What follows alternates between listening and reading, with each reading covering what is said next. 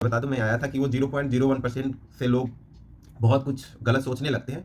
उस चीज़ को लेकर मैं यहाँ पर ये वीडियो बना रहा था। तो मैं जो भी हैं गार्जियन या जो भी दोस्त लोग हैं जो सक्सेसफुल हैं और जो उनके दोस्त अनसक्सेसफुल हैं, फेल हैं, उनको ऐसा ना सोचें, उनको मोटिवेट करें।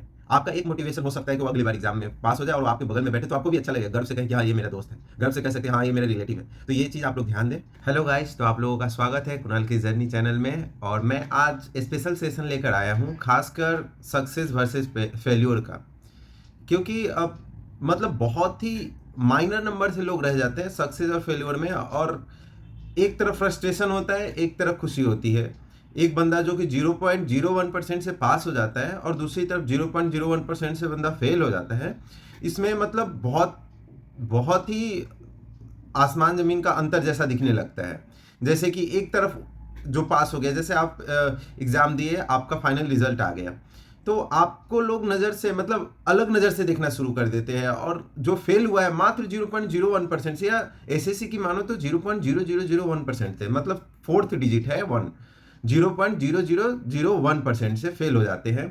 तो देखिए वहाँ और लोगों का जो अभी सोसाइटी का माहौल है या गांव में या हम लोगों का जो जिस बैकग्राउंड से आते हैं, वहाँ पे लोग जज करना शुरू कर देते हैं। तो मैं उन लोगों के लिए बोलता हूँ जो पास हो गए 0.001% से या 0.01% से, उन लोगों को मैं ये बोलना चाहता हूँ कि देखो वो भी आपके भाई हैं जो फेल हुए हैं। ऐसा नहीं कि उनमें एबिलिटी नहीं थी, वो जरा सा के लिए चूक गए। तो डिस्पेरिटी आप लोग मत लाओ, क्योंकि डिस्पेरिटी आ जाती है, हम देखते हैं भेदभाव करना शुरू कर देते हैं लोग, और समाज भी ऐसा ही है, समाज भी भेदभाव करना शुरू कर देता है। तो ये चीज़ बहुत ही गलत है कि बंदा अगर जरा सा के लिए फेल हो जाए तो क्या उसको मतलब अलग तरीके से देखना चाहिए? तो एकदम नहीं, ये गलत कॉन्सेप्ट है। इवन मैं तो मानता हूँ कि जो फेलुअर हो गए हैं, जो फेल हो रहे हैं, उनको भी नहीं देखना चाहिए। अरे सबको एक जैसा नहीं भगवान बनाया है। किसी को बहुत ब्रिलियंट बनाया है तो किसी को बहुत कमजोर भी बनाया है। वो दूसरे सेक्शन में हो सकता है बहुत मजबूत हो। आप देखते होंगे कि कोई बंदा है जो कि पढ़ाई के सेक्शन में बहुत ही मतलब ब्रिलियंट होता है, और उसको दूसरे चीज में इंटरेस्ट नहीं रहता है, दूसरे चीज में पार्टिसिपेट करता है तो पीछे हो जाता है, फेल हो जाता है। तो इस चीज से समाज को या किसी को भी नहीं जज करना चाहिए। तो मैं आप लोगों को आज ये बताऊंगा कि आप लोग क्या क्या करें कि वो गैप को दूर कर सकें। खासकर मतलब आप मान लो कि अगर आप तैयारी कर रहे हो जनरल कंपटीशन की, जहां करोड़ों बच्चे तैयारी कर रहे हैं, आप मतलब आप ये मत मानो कि 5 लाख 10 लाख बंदे करोड़ों के जनसंख्या में तैयारी कर रहे हैं। आपको पता ही रेलवे के ग्रुप डी का जब 1.5 करोड़ लोग फॉर्म भर सकते हैं, तो आप इसी से अंदाज लगा सकते हो। साथ में बेरोजगारी ये भी है कि मन पसंदीदा काम भी नहीं मिलता है, कुछ स्किल्स की कमी है। तो ये सारा चीज़ है फैक्टर। तो मैं आज आपको बताऊंगा कि आप क्या क्या चीज़ पे ध्यान दें। सबसे पहले, आप जिस चीज़ की तैयारी कर रहे हैं उसका डायरेक्शन क्या है, मैं इस पे बात करूंगा। आपका आपको उस चीज़ से रिलेटेड आपको कंटेंट मिल रहा है कि नहीं, सही कंटेंट मिल रहा है कि नहीं। फिर जाके आपका एग्ज़ाम का प्रेशर, आप एग्ज़ाम का प्रेशर झेल पा रहे हो कि नहीं। क्योंकि देखो ये 2-3 फैक्टर्स हैं जो कि आपको मतलब बहुत नंबर का गैप करवा सकते हैं। देखो सबसे ज़्यादा फैक्टर, सबसे मतलब महत्वपूर्ण है, वो है एग्ज़ाम का प्रेशर।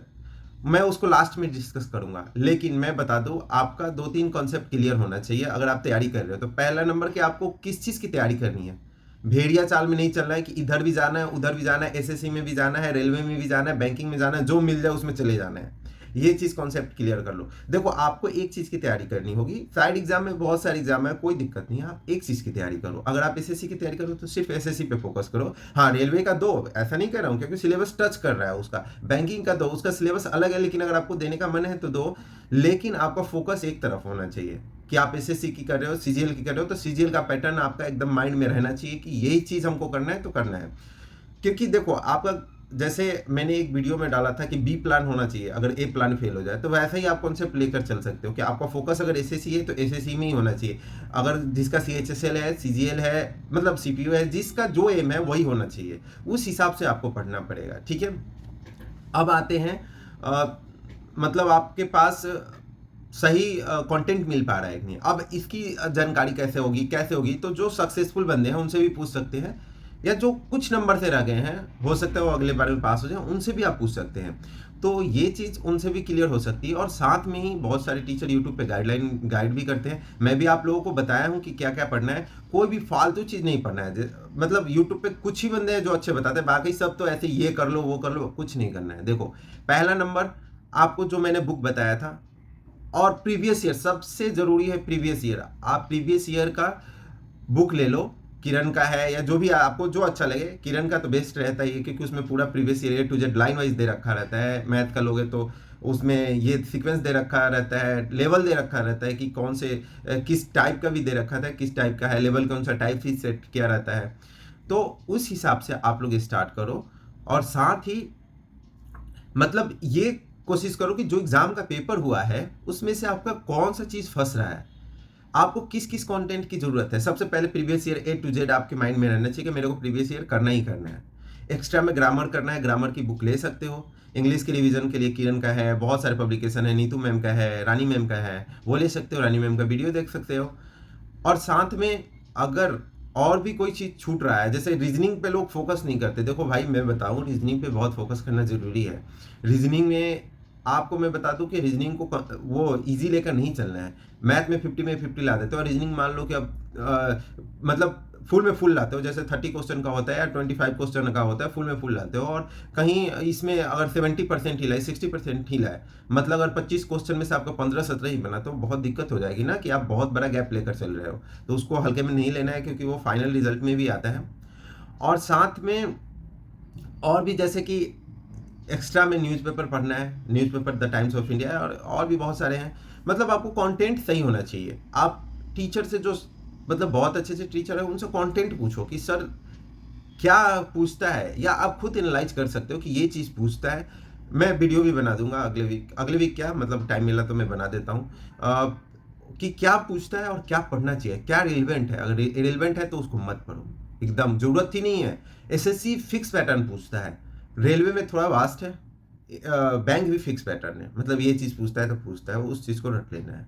ठीक है, अब आते हैं फाइनल चीज़ है एग्जाम का प्रेशर। एग्जाम का प्रेशर सबसे खराब होता है। मतलब ये मान लो ना कि आपका किया धरा, आप टॉप कर रहे हो एग्जाम में और मतलब टेस्ट सीरीज में, और वहाँ पे जो एग्जाम का प्रेशर है ना वो आपको खराब कर देगा। मैंने लड़कों को हाथ है, जैसे टाइपिंग के समय, अब एग्जाम के समय तो मैं नहीं देख पाता कि एग्जाम में क्या कर रहा है, लेकिन टाइपिंग के समय मेरे पास टाइम बहुत बच जाता है, इसलिए मैं आराम से जो कोई चालू कर लेता हूँ उसके बाद में मैं 2-3-1 मिनट बाद चालू करता हूँ आराम से, क्योंकि मेरे पास टाइम बहुत बच जाता है। टाइपिंग की स्पीड है इसलिए मैं बोल रहा हूँ। तो टाइपिंग में मैंने देखा बंदों का ऐसे ऐसे हाथ कांपता है, ऐसे ऐसे कांपने लगता है कि वो टाइपिंग के कीबोर्ड ही अच्छे से नहीं रख पाते हैं। तो ये सारा चीज़ वो एग्जाम के प्रेशर की वजह से होता है, और एग्जाम की प्रेशर की वजह से आपका नंबर 20-30 नंबर भी घट सकता है, 10-15 तो घट ही जाता है। 4-5 क्वेश्चन मान लो एसएससी का, मान लो एक क्वेश्चन 3 नंबर का है, 5 क्वेश्चन लग गई तो 20 नंबर गए, क्योंकि माइनस भी जाता है। अगर छोड़ दिए तब तो 15 नंबर गए, मतलब 15-20 नंबर तो लगने ही लगने हैं, आपके जाने ही जाने हैं। अगर उसका एग्जाम का प्रेशर आपने सह लिया, मतलब उसका अच्छे से मेंटेन कर लिया। शुरू के 8-10 मिनट ही होते हैं जो कि आपको बहुत ही परेशान करेंगे, फिर आप फ्लो में आ जाते हैं। तो उस चीज़ के लिए आप क्या करें, उस चीज़ के लिए जैसे आप एग्ज़ाम देते हैं ना, तो जो आपका सब्सिडरी एग्जाम है, मतलब सहायक एग्जाम, जैसे आप सीजीएल की तैयारी कर रहे हैं, सीएचएसएल के एग्जाम देने बैठे हैं, एमटीएस के एग्जाम देने बैठे हैं, सीपीओ का एग्जाम देने बैठे हैं, आप सीजीएल की तैयारी करते हैं, तो वहाँ ये वाला चीज़ यहाँ पे आप जाके अपना डर मिटाओ। 3-4 बार एग्जाम दोगे, एग्जाम सेंटर में बैठ कर डर मिट जाएगा। उससे अच्छा उपाय, घर में जब टेस्ट देते हो तो भाई बहन जो भी है, माँ बाप हैं, दोस्त है, उनको बोलो कि आगे पीछे 2-4 बार करते रहे। इससे क्या होता है ना, माइंड डिस्टर्ब होता है, लेकिन आपका फोकस फिट बन जाएगा बाद में, और बहुत अच्छे से आप एग्जाम दे सकते हो। ये सब चीज़ है। मेरा सबसे बड़ा मुद्दा था, मैं बता दूं, मैं आया था कि वो 0.01% से लोग बहुत कुछ गलत सोचने लगते हैं, उस चीज़ को लेकर मैं यहाँ पर ये वीडियो बना रहा था। तो मैं जो भी हैं गार्जियन है, जो भी दोस्त लोग हैं जो सक्सेसफुल है और जो उनके दोस्त अनसक्सेसफुल है, फेल हैं, उनको ऐसा ना सोचो, उनको मोटिवेट करें। आपका एक मोटिवेशन हो सकता है कि वो अगली बार एग्जाम में पास हो जाए और वो आपके बगल में बैठे, तो आपको भी अच्छा लगेगा, गर्व से कहें कि हाँ ये मेरा दोस्त है, गर्व से कह सकते हैं हाँ ये मेरा रिलेटिव है। तो ये चीज़ आप लोग ध्यान दें। और चलिए मैं आगे बुक के लिए गाइडेंस बता दूंगा, तब तक के लिए टाटा, टेक केयर, बाय।